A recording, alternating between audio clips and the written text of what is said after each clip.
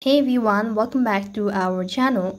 In this video, I'm going to let you know the ways to check Google Photos.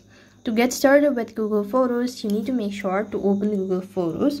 So go to your Google Photos and make sure, if you're not signed in, then make sure to log in into your account.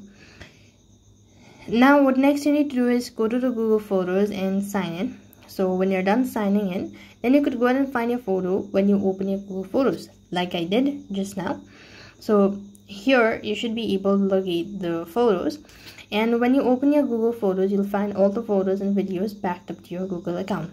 Likewise, if you want to check the backup, then you could go ahead and press on the profile from the top right, and currently you can see that backup is off in my device, but you need to turn it on in order to make sure to keep your photos safe by backing up. So just press on the backup is off and toggle the button, and this should be able to back up. So that's basically how to check your Google Photos. That's all for this video. I hope the video was helpful.